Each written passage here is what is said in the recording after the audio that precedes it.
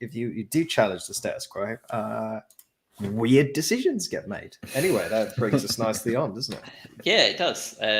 We're live. So this is episode 209.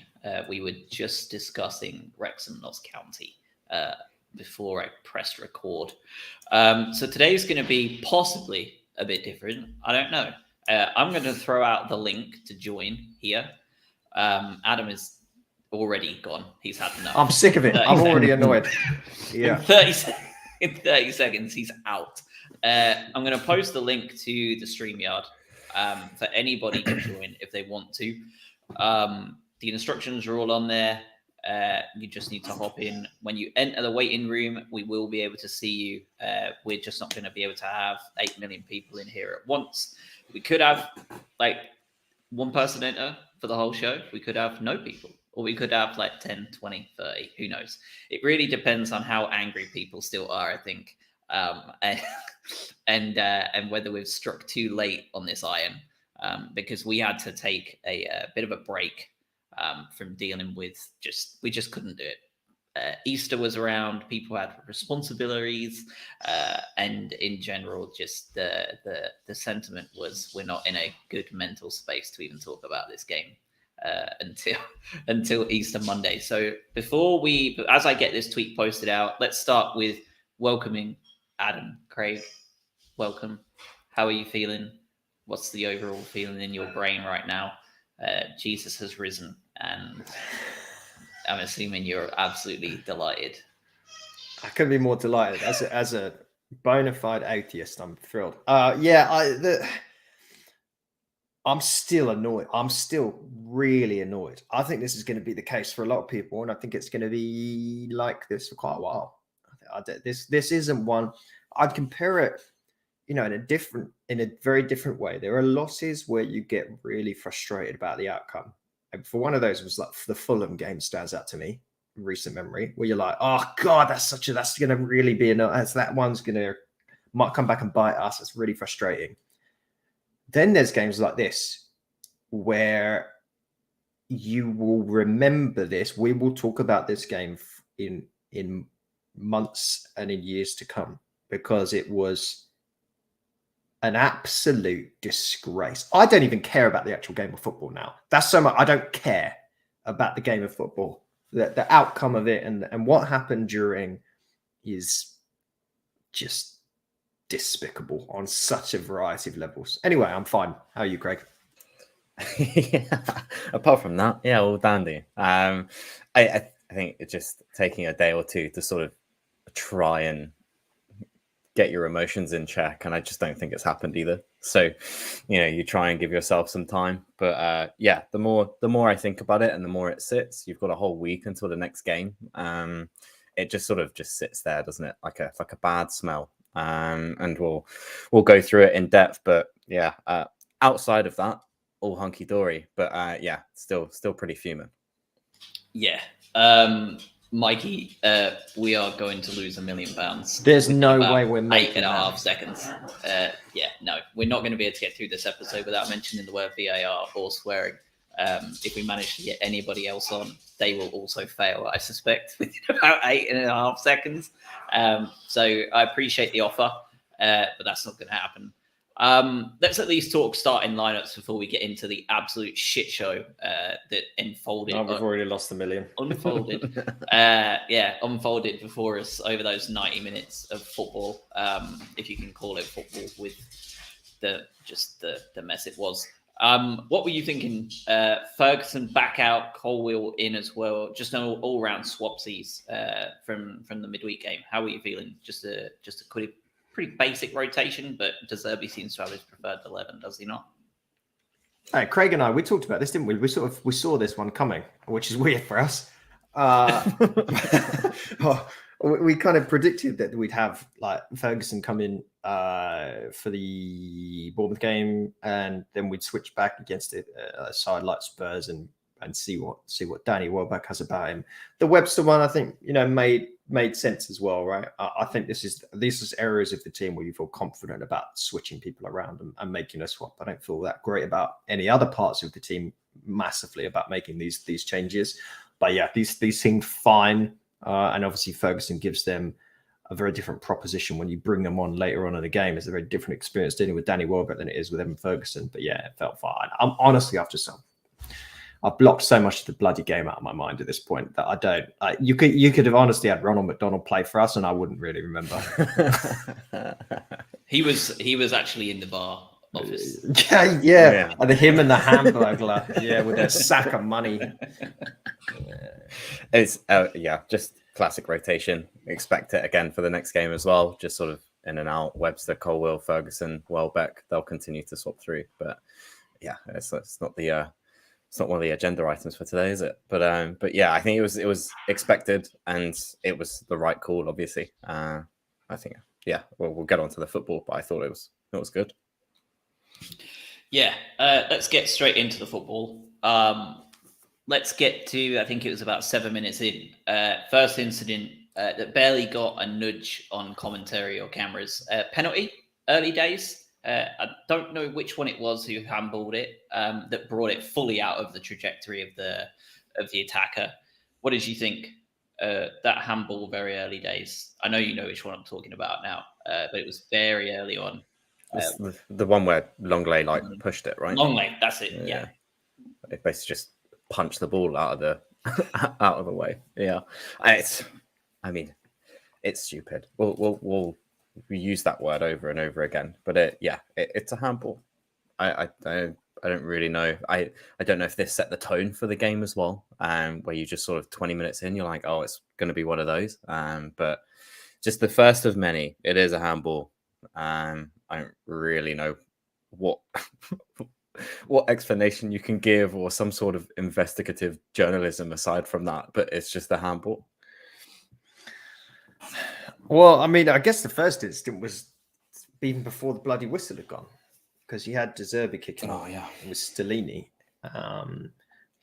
Look, two Italians having a go on the sidelines, and then obviously that came to proper fever pitch, fairly deep into the game as well, didn't it? But look, the fact that when you talked about that penalty shout, I didn't remember which one it was. Or which handball, what stupid, silly thing that was robbed from us. I couldn't remember which one. Speaks volumes. I just watched it back. Yeah, like Superman punched it. Yeah, it doesn't matter. Well, I think that one of the biggest annoyances that I had throughout this, and it was Atwell, right? Stuart Atwell. He kept waving off stuff. Like he kept doing. I know people that are listening on the podcast can't see me, but I'm doing the like ridiculous hand signal that Atwell was doing throughout the game, where he thought someone had made it up and they're diving or they're faking something. So if the fact is that you did that multiple times throughout the game and you were wrong every time you made that gesture. To me, that gesture is like, I'm very confident that you are trying to play me for a fool here. And the fact is, every single time that he did it, he was incorrect. So don't do it. Like, if you don't know, if you're not sure, it's okay. Like we've got to a point now where we understand that a referee can make the wrong decision. That's why we have the video assistants and the assistant to the video assistant, like bloody The Office, it feels like, where you've got the assistant to the regional manager. You've got 400 different officials involved in this whole thing. You can make a mistake, Stuart Atwell. That's okay. But don't come out and be like, no way, there's no way that's a get up. Despite the fact that you've got you haven't seen it. You couldn't see. That was just one thing that annoyed me. I'm already furious. And we're like 10 minutes in. I don't know. Well, what was also 10 minutes in was an absolute worldie from Son. Yeah. I think it's his 100th goal for Spurs in the Premier League. Stepped off him, didn't we? In a player of that caliber, no longer playing under Conte. You just can't allow it, can you? I think that's probably the one thing you can't have a great deal of complaints about in regards to the game were the two goals Spurs scored. They were legitimate, fair enough goals. And the first one especially, I think, was just an absolute monster, wasn't it? Yeah, it's incredible.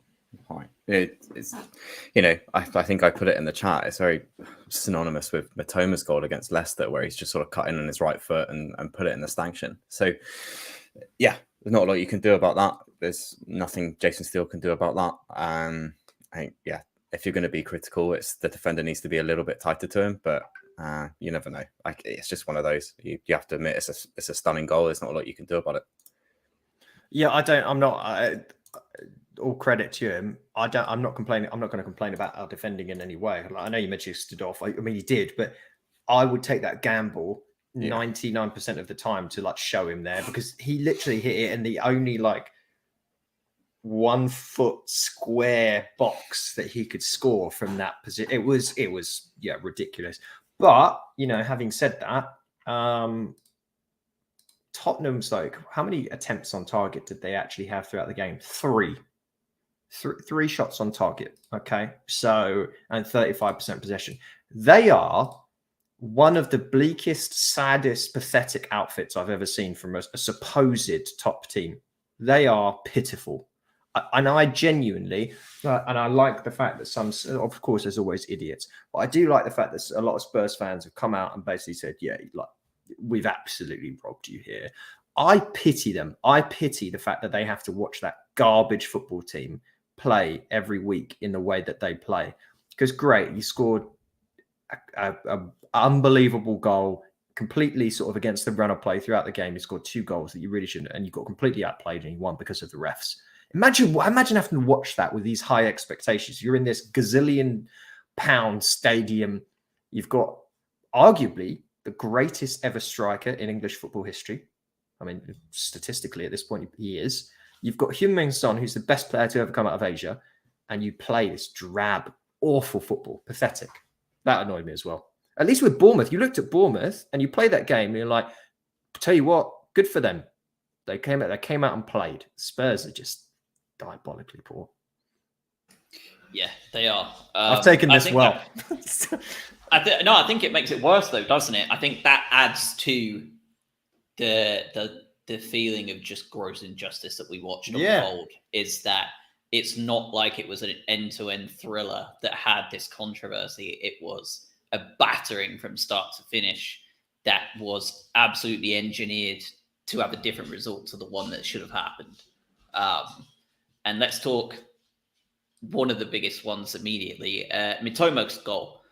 First of all, what a take and what a finish. Unbelievable finish, I thought, from Mitoma. I originally thought he was offside, was what they were looking for. Never once did I assume it was a handball, because it quite clearly come off the sleeve / chest, like shoulder area.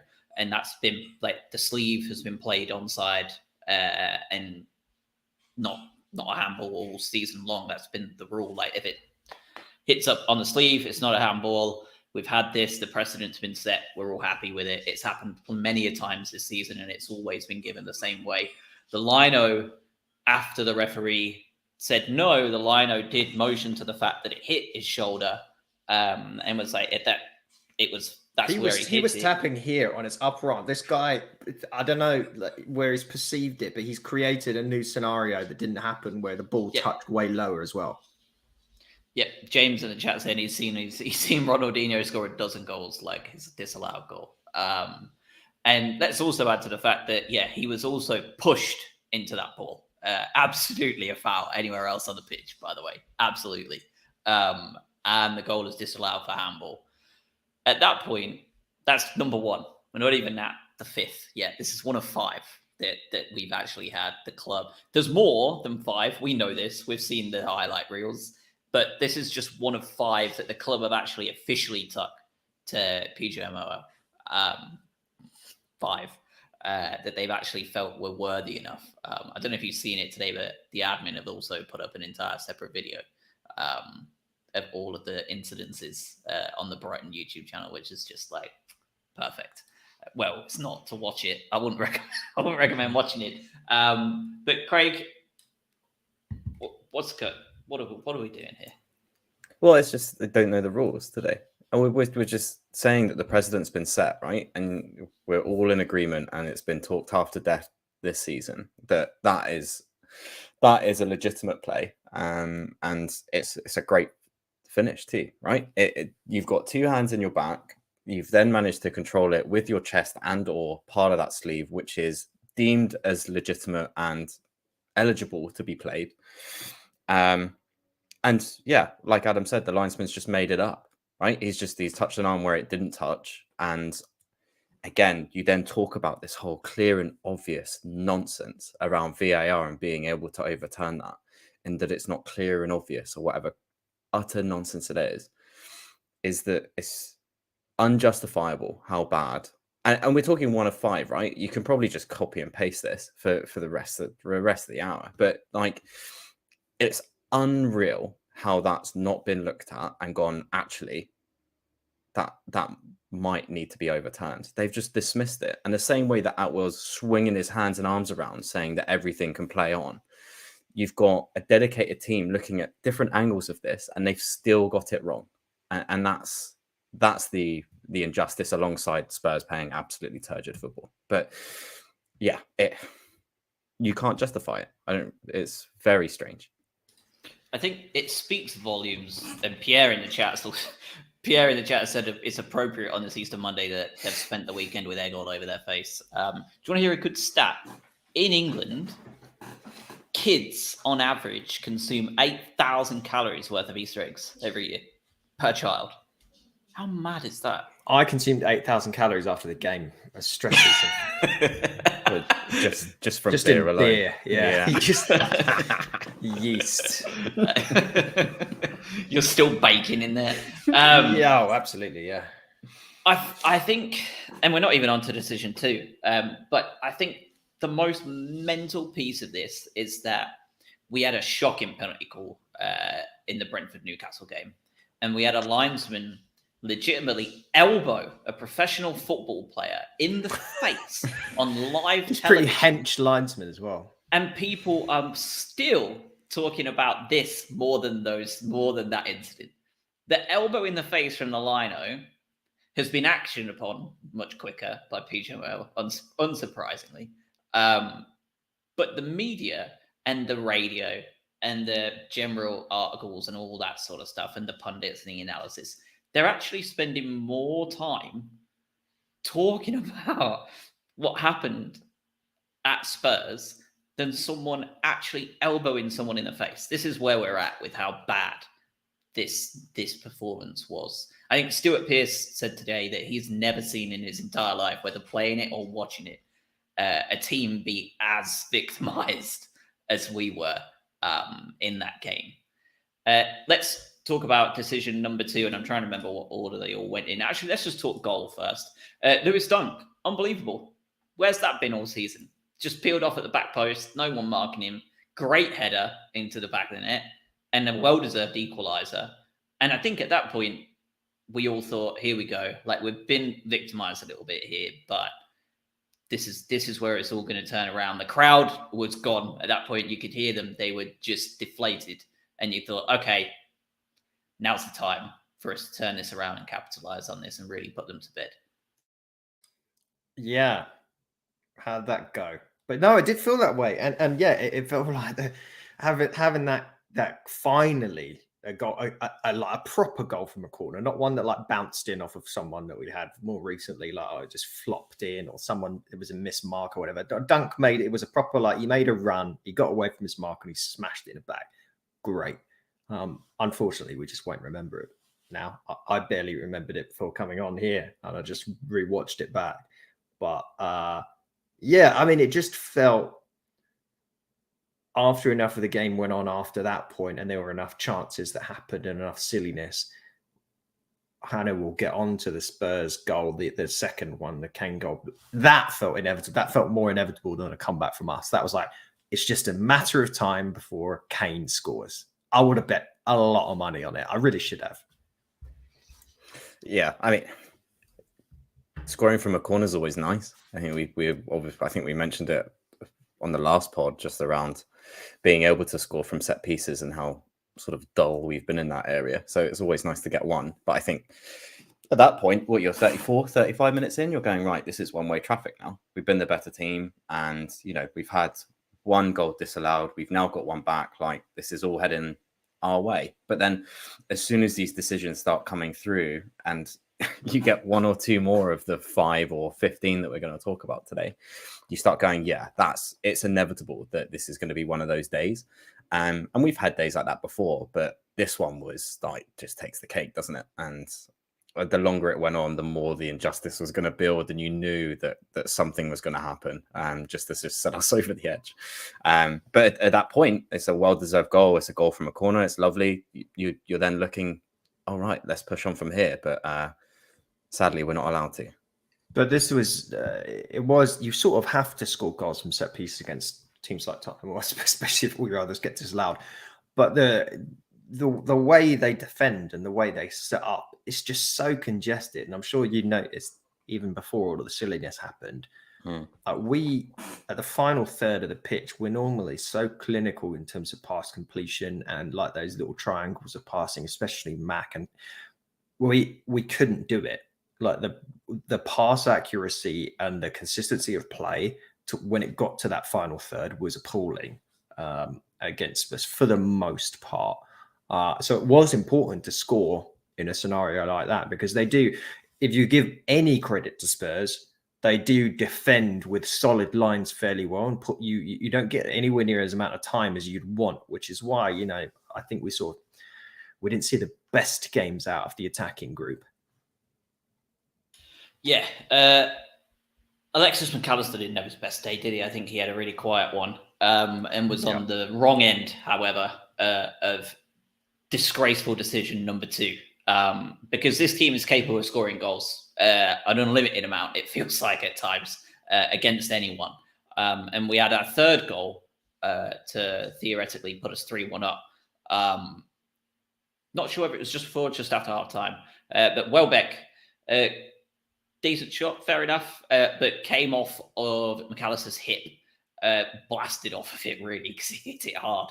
And to no fault of the goalkeeper or anyone else, it just wrong-footed him as it would. Horrible deflection, but back of the net, goal. Probably should have done better, I still think, than he did, keeper Lloris. But, I mean, he's also not a great keeper in general at times, is he?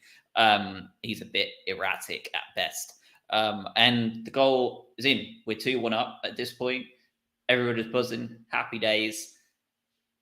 And after VAR check, it's disallowed for a handball. This one is more egregious for me because there's not a single replay or angle I've seen that has any insinuation of that hitting his arm whatsoever. It's very clear on every angle I've seen that it hits his hip. Very clear. What do we do? Like, they didn't even ask him to go over and look either time. Let's talk about that. Yeah, he didn't do the first one either. No. I had to go back and I had to go look up the rules. It's just that I don't encourage anyone to do this. But there are so many checks and balances that can be run in these scenarios whereby I think fairly objectively we can say, and of course, look, if you're listening to this, and we're all biased for the most part. We're all Brighton fans. We want to see an outcome one way or another. But including the officials, yes. Right. But you could also, I think, given the outcry that's happened from quote unquote neutrals, that starts to make you feel better about the situation here, that we're not talking completely out of line. The fact is, when you're viewing this back on video, there isn't, in my opinion, for both Matoma, but especially for this one, there isn't a clear situation where for this one too, you go back and you remove it. So you've gone against the decision on the pitch. That means they've gone and they've said, we collectively agree that we've gone against what you decided on the pitch. We're going to scratch it off and you don't even need to review it. We're that confident that it was a handball. Well, that's just flat out wrong. Like, I don't know what you're seeing the same footage we are. Like, I did not see that. So I'm confused as to how they've seen it.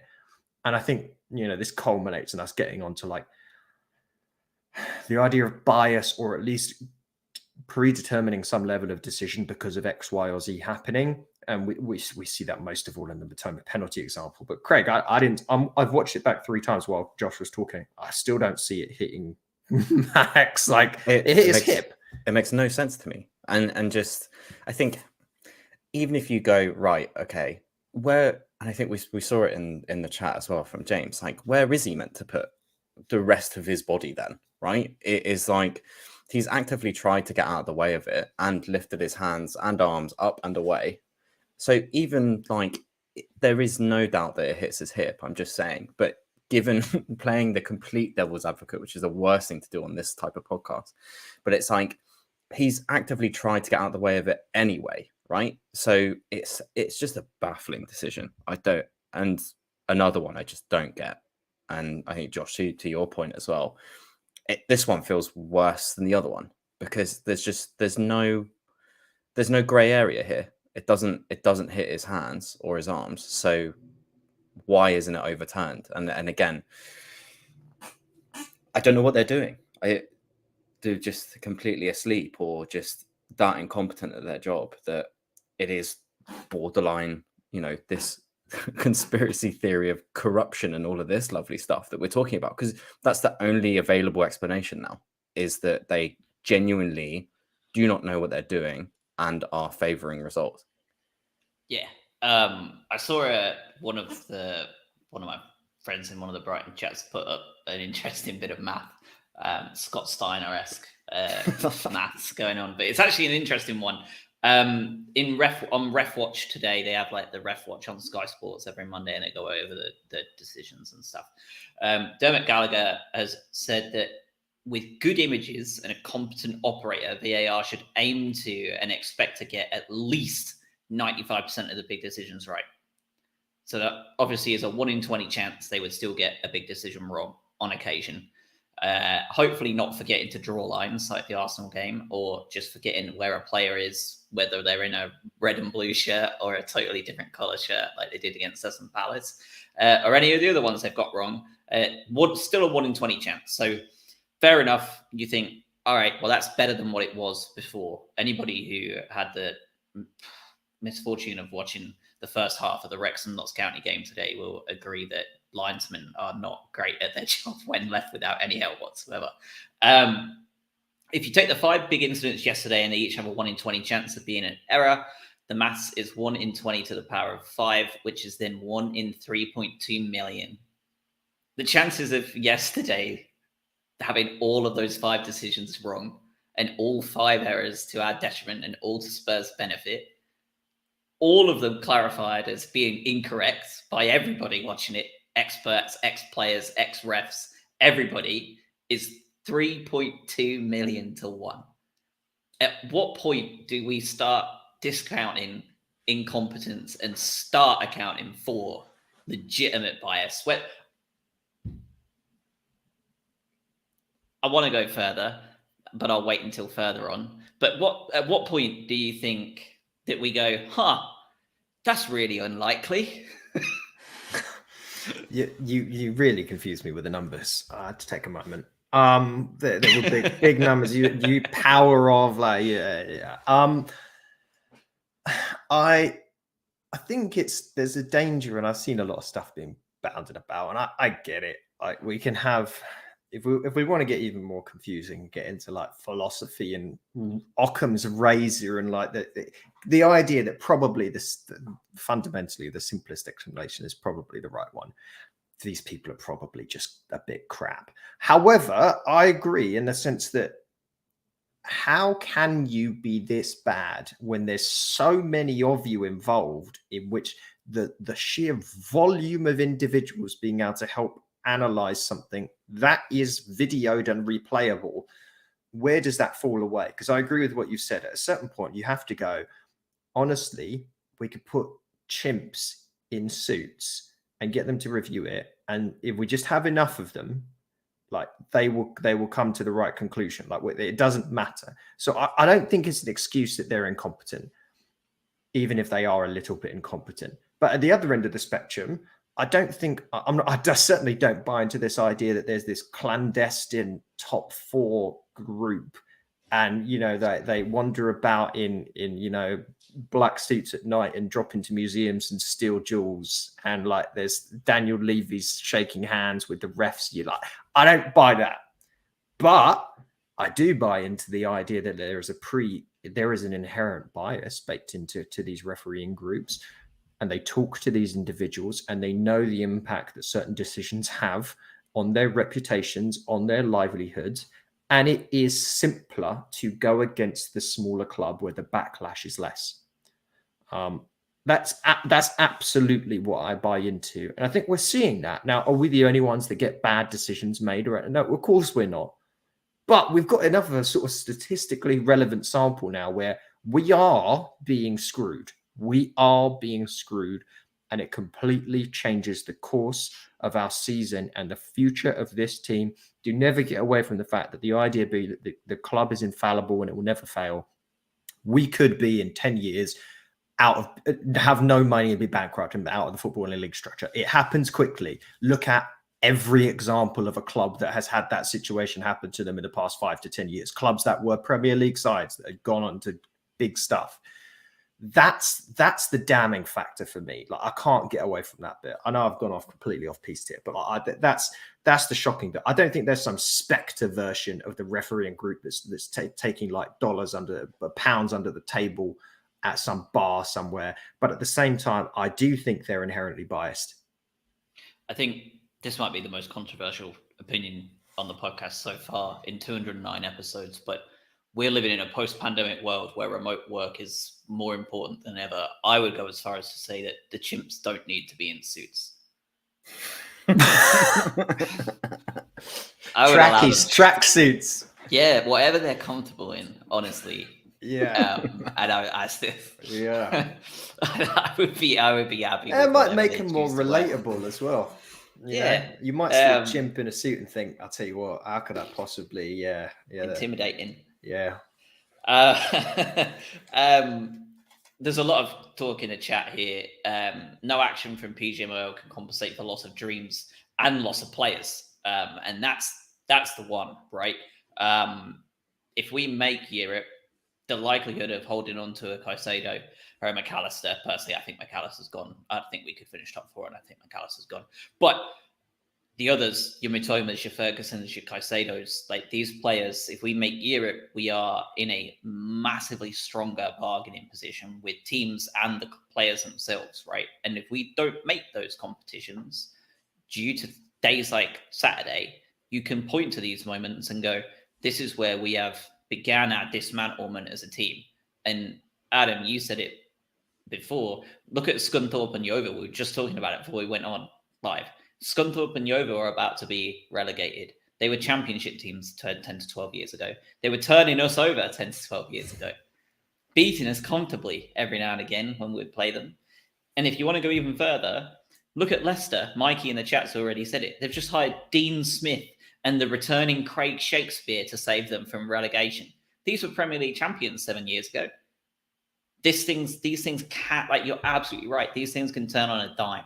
And these, Mikey in the chat, these decisions cost millions of pounds one way or another. Why are they not recorded? Why are they not logged? Why are we not auditing these trails? Why are we not having them? Like, how does nobody have any kind of transparency into what that conversation looked like between VAR and the referee?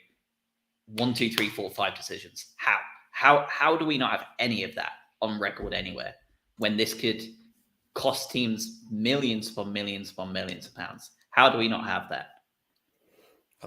Yeah, I agree with you completely. I think it's, and you think VAR was probably introduced because there's so much money in the game and there is so much riding on these results now, right? And you could argue that you need to have more scrutinous officiating in order to make sure that you get it right. But it's doing the utter opposite of what it's doing, and it's only muddying the waters even more.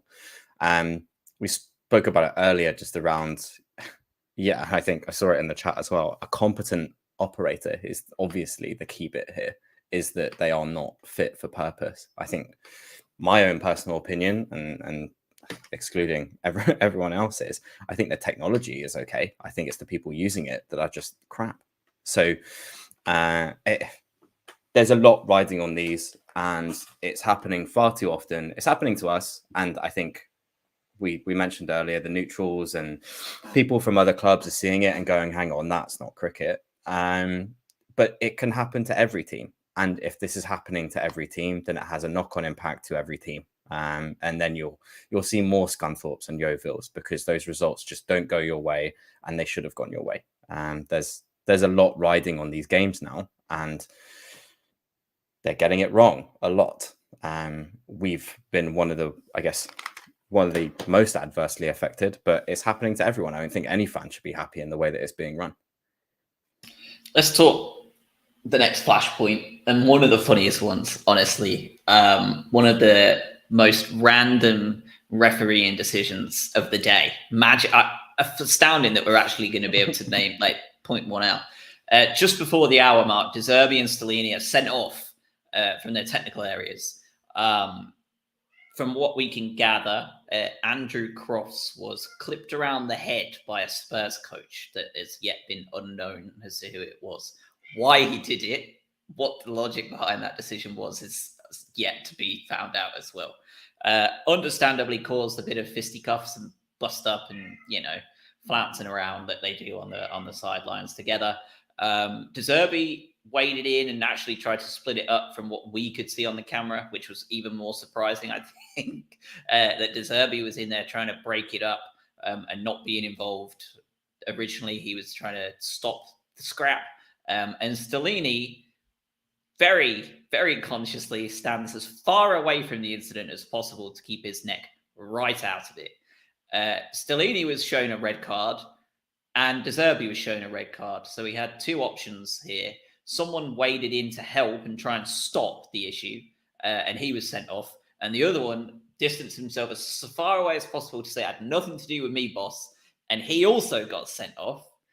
Both of them for failing to control their own coaching staff. What on earth is this? They can rescind these red cards. There is no automatic ban that goes with a manager sending off. That was per Naylor sometime today or yesterday. They're all investigated separately of their own kind of review, probably because it's so rare, unless you're Roberto De Zerbi. But what do we? Stellini, for me, is probably more likely to keep his ban because he didn't make any effort to control his officials. And if you're actually going along that line of thinking, he's the one more likely to have a ban upheld, no? Whereas De Zerbi did on camera seemingly try and split it up. So what do we think here? Do we think they're just going to uphold both reds? Do we think that this was a normal, what were we thinking when they did it? What was do you not want to just, it's baffling. Again, we're here again. And this wasn't even one of the five. We've got more. This was just the separate point all on its own. What are we thinking here with this whole sending off situation? I will say something more controversial where I do think there's more premeditated. I think this was actually all just a very big plan and coup so that Ryan Mason was able to essentially take charge of Spurs again because he's now last man standing. Stellini's back in the stands, then Ryan Mason is back in control of this club. Look, what I thought was quite funny is that Van Hecker was going to deck someone. He came in, then I saw Dennis Undav get involved. And I actually, in a fight, I'd want Dennis Undav as my bodyguard because he looks like he could cause some proper trouble, a lot of damage. He's absolutely a headbutter as well, ain't he? Yeah, he would. Yeah, I'd want Undav. Whereas you look at Neil Maupay, right? I've got going way off piste, but Neil Maupay, I feel like he plays the character pretty well on the pitch, but I don't want Maupay in the fight, because I feel like he would scarper when he knew it's actually I've played my hand here, I've got to get out. Undav, I think, would go down with it. He'd just get involved and he wouldn't know when to quit. So yeah, I quite like that. It was silly. I mean, look, there's a fourth official stood there. The fourth official did actually talk to the referee and explain what he saw. So we're not privy to all that. The cameras didn't capture all of it properly. The fourth official was stood amongst it. So he knew. So he's red carded them for a reason. I don't know. I don't really care. I saw some headlines about also the stuff before the game where they would get involved in stuff. And Mikey hinted at this, where apparently something was said about Stellini insulted De Zerbi about Potter. Potter was the reason for success. It feels like a weird thing to come out and say, hey, welcome to the game. Good luck today. By the way, the only reason you be successful was Graham Potter. Go to hell. That feels like a weird thing to happen. I'm sure a lot of this was all taken out of context. Also, people saying De Zerbi should be embarrassed, and this is what we talked about this before he signed. This is him. You take the good and the bad, and quite frankly, when he's been in the stands, we've been very successful playing. He even joked about that in a presser. He's like, I should sit in the stands more often. So I don't care about it. I also don't really think it provides too much of a distraction because, let's face it, if we didn't have the silliness, it feels demeaning to call it silliness. If we didn't have the inherent refereeing bias to screw us out of our league position and ultimate goals as a football team on Saturday, we would have won the game, despite all this, despite De Zerbi's actions, despite him embarrassing the car, all this kind of. We would have won. The players would have got out there, and you'd been like, "Wow, they really fought for him." So I don't care. Do it as much as you want, mate. Yeah, I thought it was. Well, for me, I thought it was funny. I also think I would take Van Hecker in a fight as well. I think he's got some unbridled rage in there. You can see it. Yeah. But yeah, I mean, it. Like you said, it is who it is. He's done it 3 times now, right? So like, it's no surprise to me now. The hilarious outburst from some Spurs guys or some fans or whatever, saying that he's put himself out of the running for the Spurs job because he's so fiery. Like, what a load of shite. Have you looked who you've hired before? What do you think? Unbelievable. Like your current manager was out for 2.5 years for match fixing, right? Like I don't think you've got a leg to stand on. But Conte's so hot-headed he lost all his hair and had to get a So whatever. It's just a bit of drama, isn't it? So you can tell that De Zerbi does this because he leads from the front, right? He takes all the flack and he takes the heat. He's a fiery Italian, and these players are fighting for him, so he's doing something right. I don't mind at all. Like you said, I've got 100% record when he's in the stands anyway. Yeah, he was saying he wanted a season ticket. I think he's probably joined the wait list by now. The next one that I think is really worth talking about, because it's one that I've seen given a red card over and over and over again, regardless of whether the ball is got or whether contact has been made or what. It doesn't matter. Højbjerg, both feet off the ground, what amounted to essentially a scissor tackle on Gross. Was it Højbjerg or Perisic, or were there two? I think it was Perisic. I think there was Romero and Matoma as well that was called out. Bro, well. Romero's an absolute arse as well, isn't he? What a deplorable little man he is. He's crap as well, and he's got the attitude. Anyway.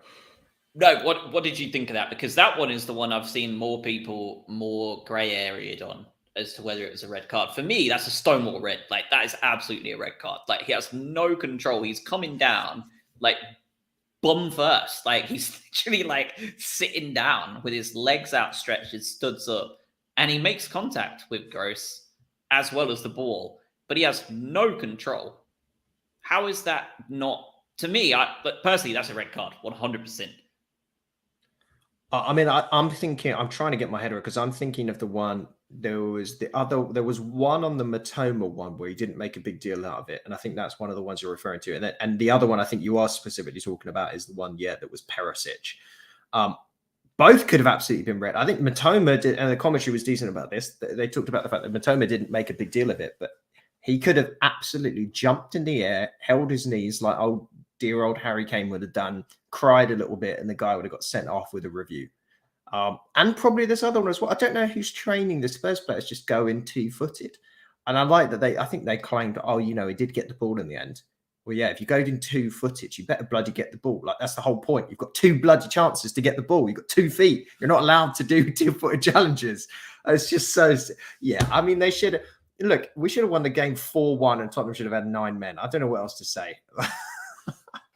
It's a 2-footed challenge. You're not allowed to do that. I don't know how that's not clear. And again, I questioned whether the referees even know the rules at this point. It's just like, that's silly. You can't go 2-footed in. Like, even if you get the ball, like you said,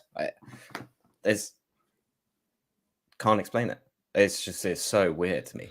We can go even further for Perisic, because he arguably should have had about 4 yellows and a red, because he was already on a booking when we tried to take a quick corner and a second ball was on the pitch. Perisic threw that ball on the pitch intentionally. Is that not a yellow? Second yellow? No. With kicking the ball away, it's always been one. If you're putting a second ball on the pitch on purpose to stop, that's a yellow card, isn't it? Normally. Yeah, part of me wonders what the outcome of this game would have been if it was played at the Amex. I know it's a little bit cliche and redundant to say, oh, they're pressured by the fans, and obviously I know the VAR is not in the stadium, but I do feel like that on the pitch, it felt like he was very much playing a little bit to the home crowd. I don't remember a ton of decisions. Again, we are biased. I don't remember a ton of decisions that went our way where you're like, actually, you know what? Good job, ref. Maybe there was one he played on where it wasn't a foul. But I feel like there was a number where we came in, especially with Caicedo, where we won the ball fairly and the ref would blow up as well. It was just a nasty, nasty, annoying game. A horrible refereeing performance. Yeah, pretty shocking. Next up, penalty shout number 1. Mitoma. This was Højbjerg, right? This was Højbjerg. So this is where I'm getting. See, there's so fucking many. I'm getting a mix up as to who the freaking Spurs shirt was doing each one. So the Højbjerg tackle / absolute stonewall foul on Mitoma. We've had 2 goals disallowed. We've had almost definite red in my book, not even barely looked at. We've also had that handball at the start that wasn't even looked at, from what I can gather, for the penalty as well.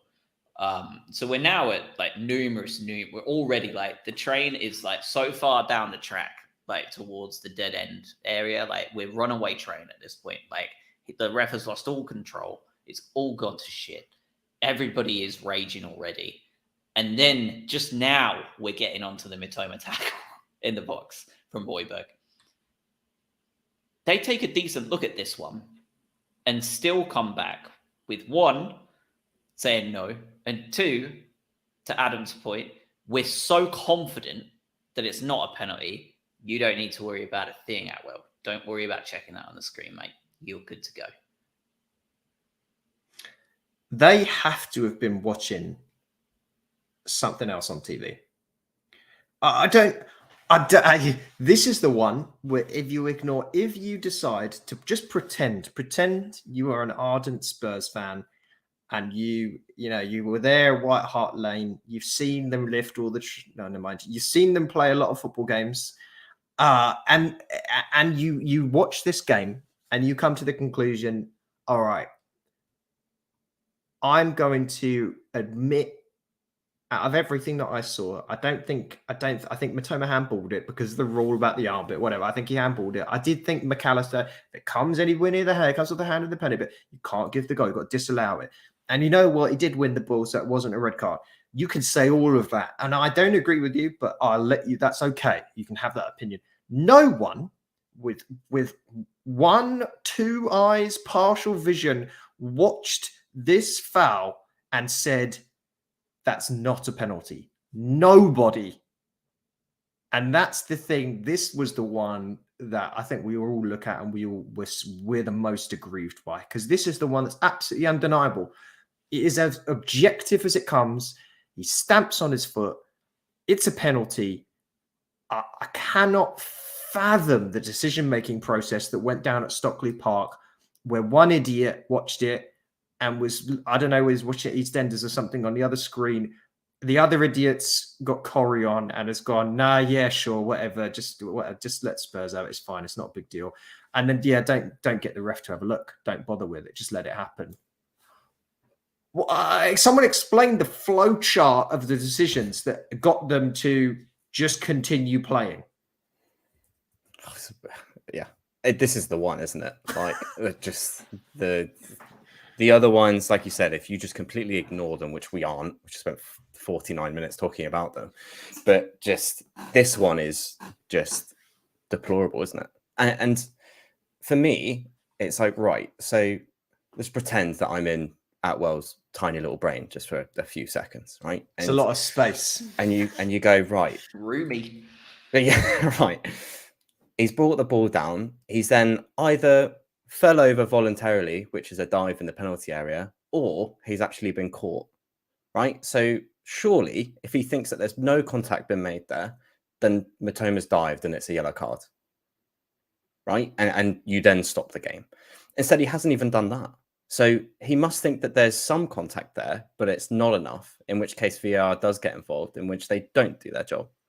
But then it just, either way, doesn't make any sense to me. Like, I can't figure out his thought process and that flowchart going through his head where no action was the right call here. It makes no sense to me on the pitch. And then off the pitch is another thing. Like you said, they're watching Emmerdale at this point because it doesn't make any sense. And this is the one they've come out and apologize. If you haven't caught up with the news, this is the one where Howard Webb and the PGMO have actually come out and specified that they messed up here. Okay. And what does that do? Right? Sweet FA. Absolutely nothing. Just add another little apology card to the little table that we now have of letters that we've got from Howard Webb. It doesn't make a difference. And that's it's not one of those things where it's like you've had a fight with your partner and you say, okay, I've apologized. It won't happen again. It's the only way you can sort of explain it is if you had a fight with your partner, but the fight is where she's or he's burned £500,000 of your money. That's the sort of equivalent. It's like, well, yeah, the apology works on a certain level, but at a certain point, I don't just want an apology. Your apology in this situation is worthless. You have no excuse not to make at least like close to the right decision. Make a close-ish to the right decision. It's okay if you didn't think it was a penalty during. Okay, run it back. We'll get the VAR to look at it. Let the assistant to the assistant VAR to look at it. Okay, fine. We're still not really sure. Stuart, come just have a look. You make a final decision. Even if you did all that, I can at least like make peace with it a bit. I'll be like, okay, and you went through your checks and balances. I don't agree with you. This is silly.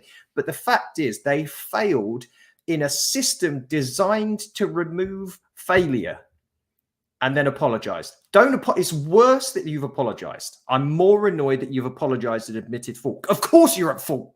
We can all see you messed up. How though? How did you mess up?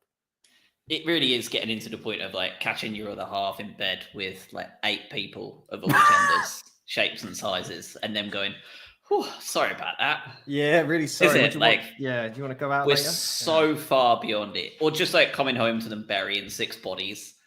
It's just like, I don't think you being a serial killer is redeemable, actually. You're going to cost us everything. There's no, like, why? Arctic Temper in the chat is asking if Matoma's penalty was given. Højbjerg would have been on 2 yellow cards. No, his second yellow was after the penalty that never was. So maybe he wouldn't have made that tackle. Maybe he probably would, because he knew he would get away with it anyway. But no, he would not have been on a second yellow at that point. James as well saying that surely like some sort of accumulator effect in the ref's head. And we see this a lot, even in out decisions over the course of a game. If someone's been given a dodgy penalty, you tend to see them become very, very friendly on giving nice free kicks and penalties at the other end to kind of even things out. But when you know you've given a few wrong decisions or one way, you might want to balance out on the next dubious one and kind of like do it. Whether that's right or wrong, it absolutely happens. Yesterday or the day before was just pure stubborn.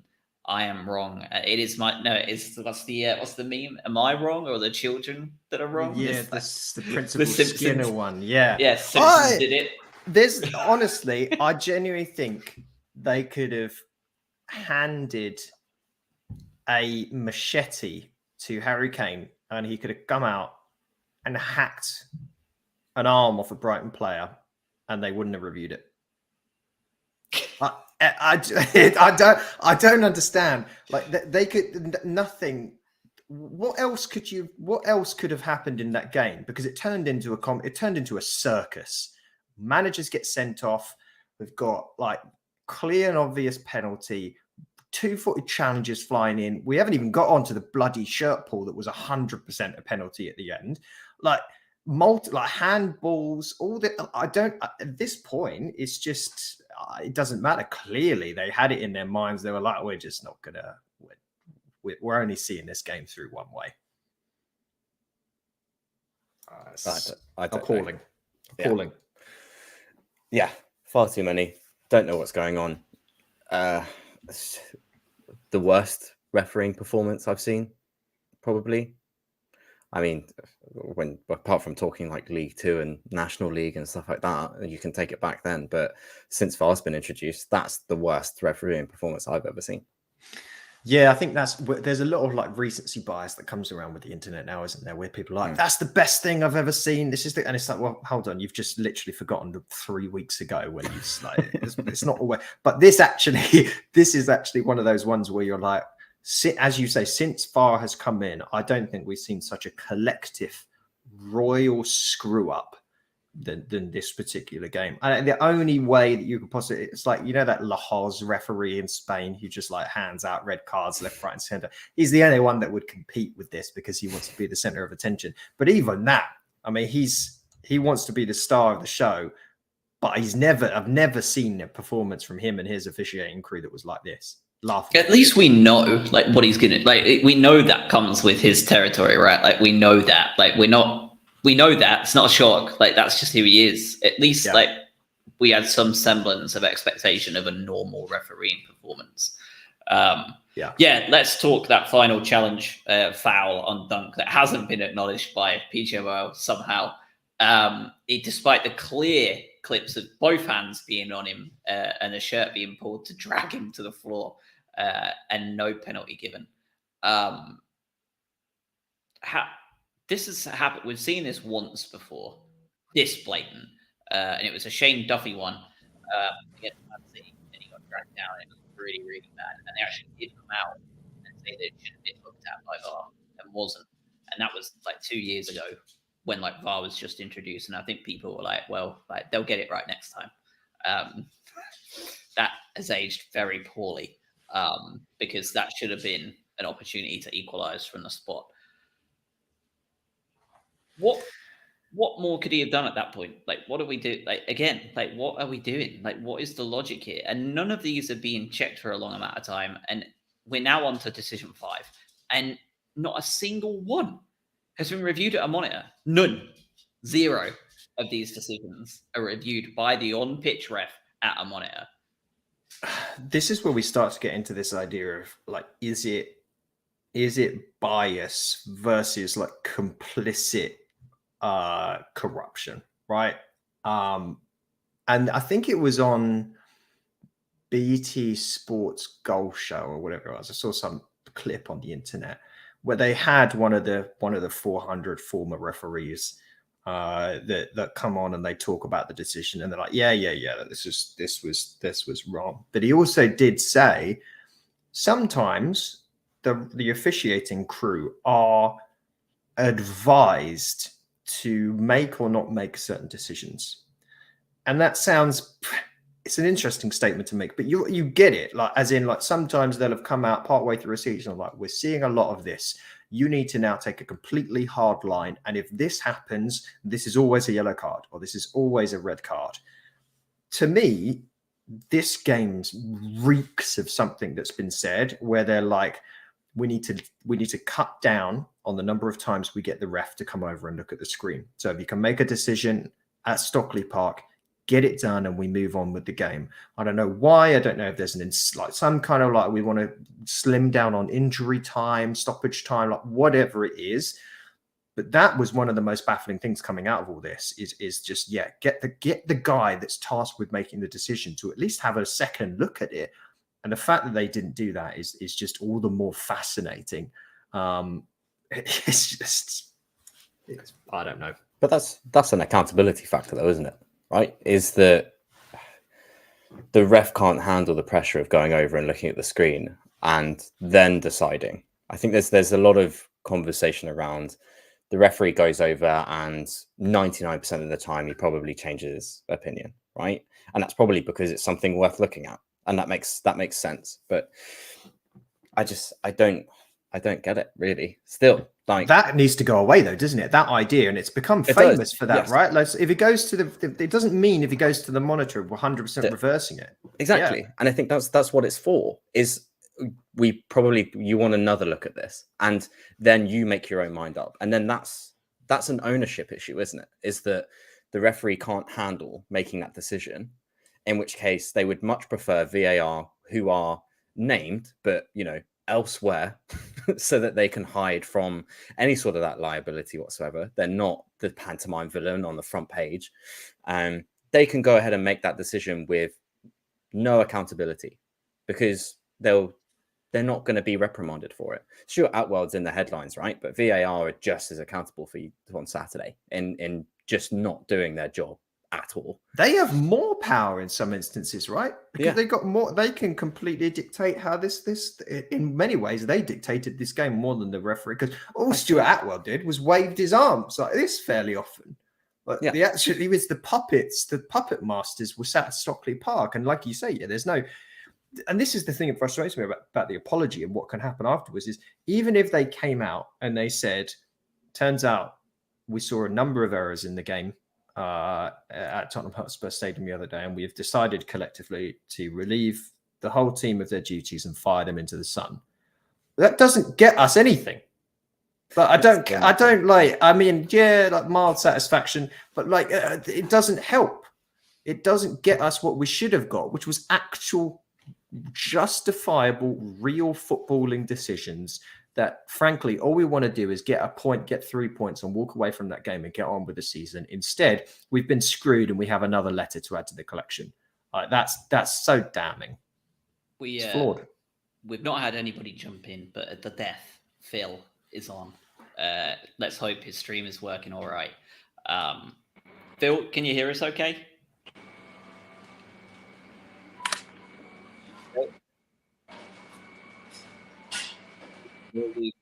If you can hear us. I don't think Phil wants to be a part of this.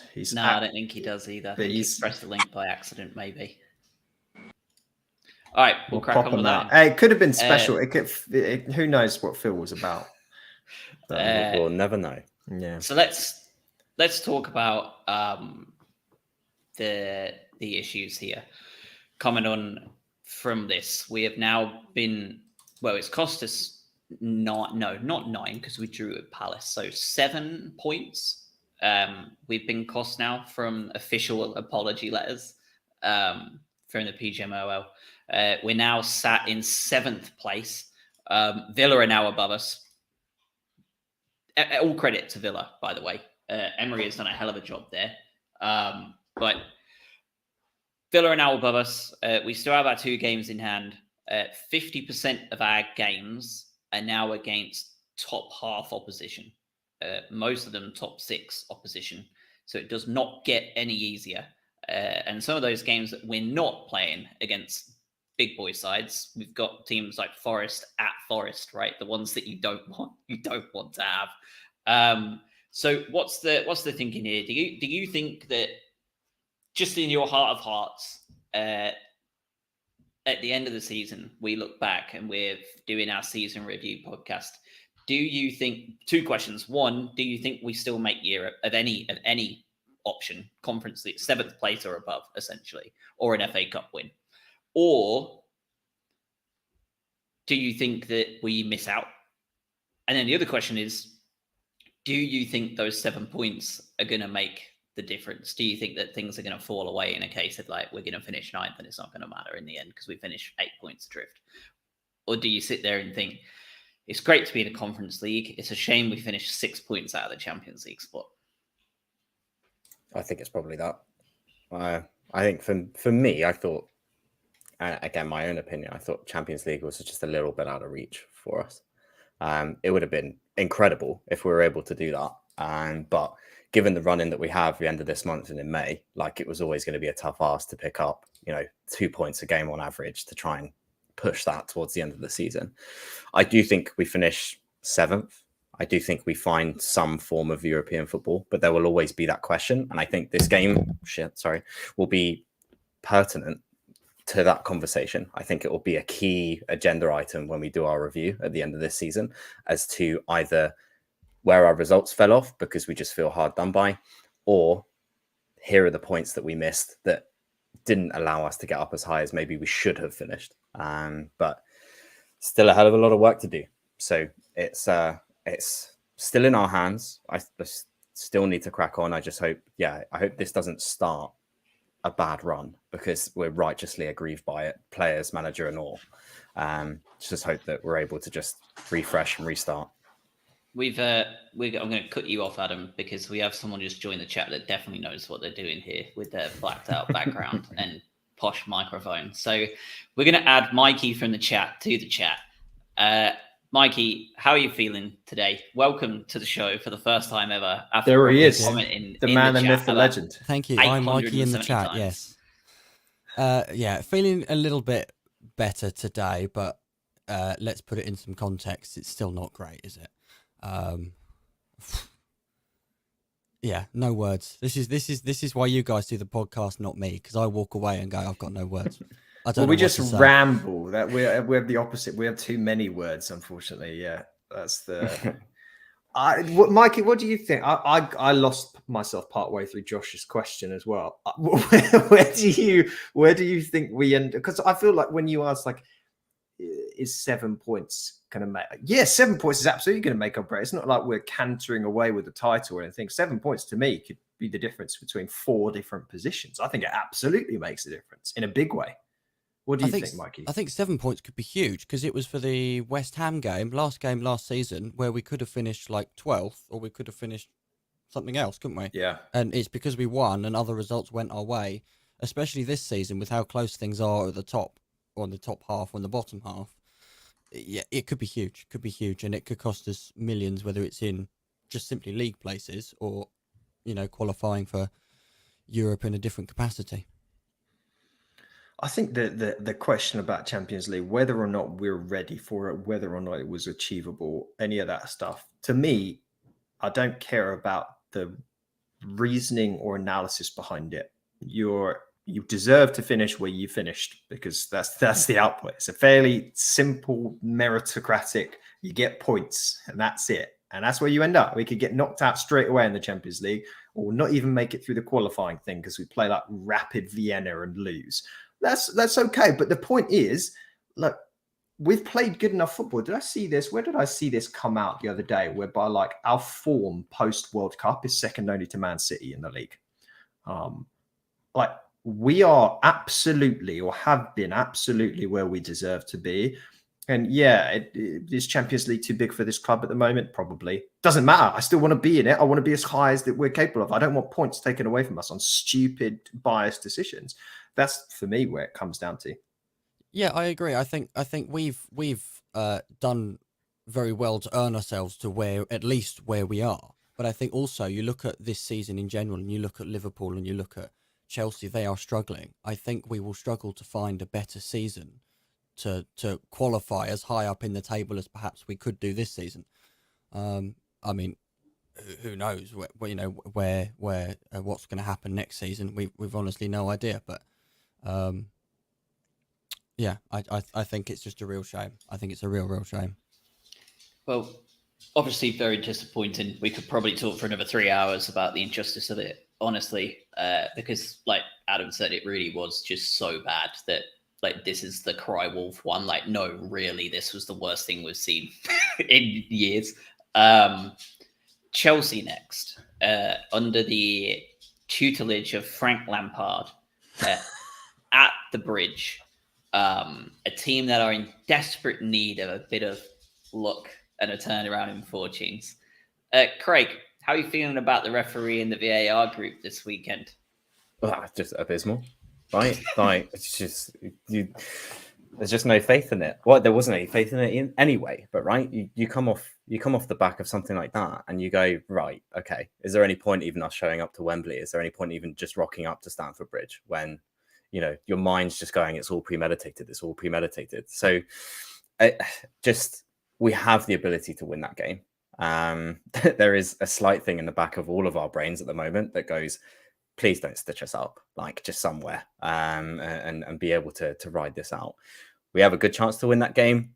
Let's just hope that the officials decide to do their job that day. Hey, here's a dumb question. I will answer what you said as well, but should there be a system like, and I'm not saying this is a shining example, in Formula One, the FIA, and we've seen this already this season, right? Josh already got his head in his hands. They can come back after the fact and they'll move like, okay, you committed a penalty. The trophy now goes over because it exchanged hands from Alonso, didn't it?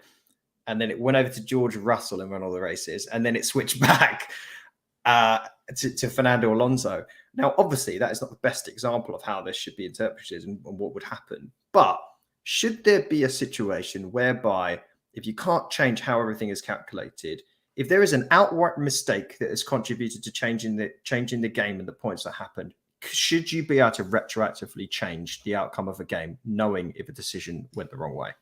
Objection. It's already been done. It's happened with Man United, didn't it? Bruno's penalty against. Yeah, okay. Maybe with a little more time at the end of it than like 1 minute or whatever afterwards. But yeah.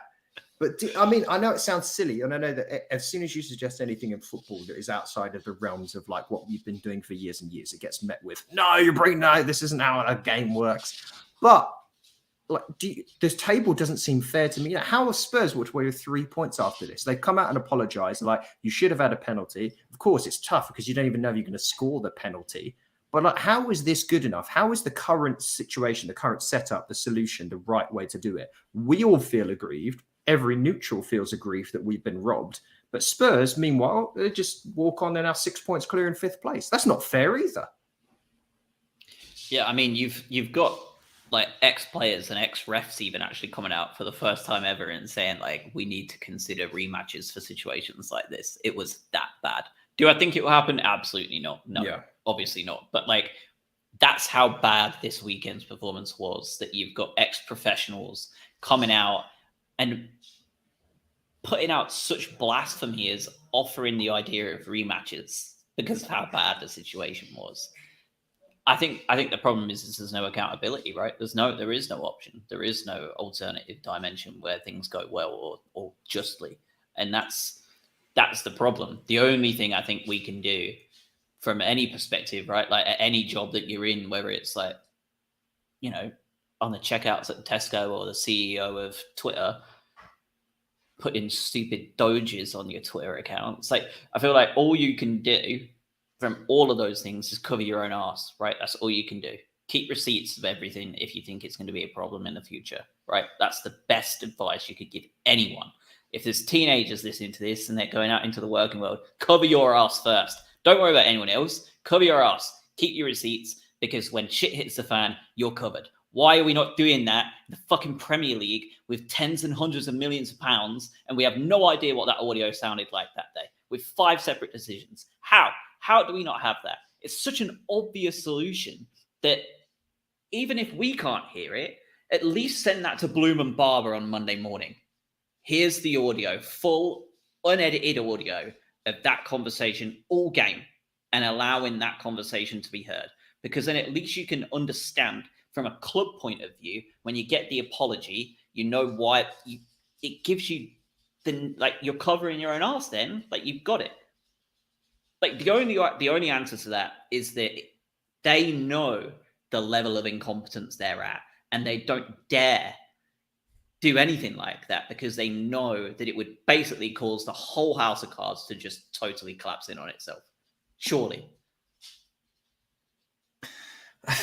I wish I had. I don't, Mikey. Maybe you've got. I can't even really fathom a feasible solution. I think you get a bit of closure through that, Josh, but it still doesn't change the table. And I think the other thing, we've talked about this before, and by the way, we have these same problems with other sports too, different varying degrees. But I'm talking about when you bring in the idea of gambling, you're putting money on top of money here, and people that bet on these games, of which there is lots, there's tons of money sloshing around. And the outcome of these decisions can contribute to millions upon billions of pounds of change.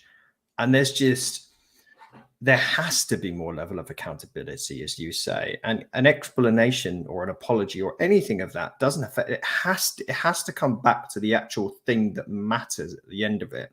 It has to go back to the actual result. It has to go back to the points. It has to lead to the money. An apology or an explanation doesn't lead to the money. It's just a band-aid over a broken arm. It's pointless. So I think you guys have said this on the podcast before. In cricket, in rugby, for example, the officials are all mic'd up. You can hear all of what they're saying, and you can often hear what the players are saying as well. We've said this before that they should bring that into football as well. I guess the refs wouldn't want it, but we do, and I think it would have two benefits. One, in that we can maybe understand what they're thinking. And the other thing is, if they're messing about, or they're thinking, actually, no, I really want Spurs to win this game. Not saying that is happening, but if it does happen, we can then hear it, and that's then going to deter it from happening as well. Like, maybe I'm just being a bit over the top with that, but we can hear what they're saying. We can go, oh, well, okay. Or we can then counter that a little bit more afterwards. And rather than just oh, sorry, we can then work out, there can be a bit more dialogue between all sides, if you see what I mean. I think it's what everyone would want, right? And it's just, it won't happen because it will show in plain daylight how incompetent these refs are. So they absolutely will not do it, and they won't go ahead with that because they know that they're doing a bad job. So you can do they know? Because I've heard some of these refs, because they look out for one another. Are they that stupid? I think back to Josh's point, they're covering their own asses, right? They know that they're bad, and that's why they won't campaign for this or give any sort of rhyme or reason as to how these decisions are made. Because there is no accountability. They want it that way, because otherwise they'll just get slaughtered. I think, for me anyway, again, in my opinion, against everyone else's, is that they know that they don't want that, because it will show to the world how bad they are at officiating. And we know that they are, but they don't want concrete evidence of that out into the ether. It's not something that they'll likely ever do. We want it. I think everyone wants it, because we want to know what's going on and how on earth did you even get to that result or decision. I just don't think it's going to happen as much as everyone wants it. Yeah, I think it's very unlikely. I don't know. I also don't know, like, what, because even in the NFL's not a great example of this, because people are furious at these situations as well. But for those that don't know, like, this slows. Obviously, the NFL, like, it's like the slowest game on earth with all the breaks and everything. But the coaches can throw a red flag or whatever and essentially object to a decision that was made on the pitch, and then that triggers a review. You get a limited number of those. It's more to it than that. But the funny part being is that when you throw the flag and they review it, they then go to the video. They basically go to Stockley Park, the equivalent. They go to New York and they review it. So even if we had the system in place where De Zerbi could complain in real time about a decision, which he would, he'd probably be throwing the things all day long, we just end up in the same situation where that some idiots made the wrong decision while watching back the video. That's the thing that fascinates me. We've already put in place what is, in my mind, like the simplest, most seamless solution to a problem that removes the mistakes that can be made. And yet we still seem to be like compounding mistakes, because they're even now more apparent than they ever were. And yeah, maybe if you could hear them, that would make a difference. It's almost like it's like a deterrent, right? If there is any like semi-foul play or bias. But even then, like, it's just so hard to know, because at what point do you believe that there's sort of enough proof to say that something was done wrong or right? Like, what is it? You have to get a focus group in, and each review is done by a team of 20, and it's done by democratic vote, and they've got 5 minutes. Like, the more we layer onto it, it becomes like farcical, doesn't it? And that's why it's such a problem. But I think we've seen enough now as Brighton fans and as football fans that I agree with Craig. The technology works. You cannot say the technology absolutely works. But the outcome of what we're seeing now is just a joke. Yeah, I think we've naturally run our course here with an hour and 20 minutes of this. To answer your question, I think we beat Chelsea. Wouldn't that be nice? All right, Mikey, thank you for hopping on. No worries. Everybody else, let's do it again next weekend. Not this please, though. Please, Not this. please. I don't know. If this happens again next weekend, we're not recording. That's it. We're just We'll gonna have take a to the black screen. streets if this happens next weekend. Yeah, of Chicago and New Jersey and everywhere else. Like it's just yeah. So we will speak to you next week. Please God, in better circumstances. Even if we lose, like just fairly, like okay, like fine, like it's gonna feel better than this. Like at this point, yeah. Arctic Therapy Complete. That will be a $50 copay. And we will see you next week. That's going to be lost in all the English. Yeah, they're like, what? That's a little look into the hellhole that is the US Health Service, and how they monetize everything they possibly can, including your own mental health. So, yeah, have a wonderful rest of your week, and we will speak again sometime next week post Chelsea. Forget about this. Have a stiff drink between now and then. This needs to be blocked out of the memory. It really does.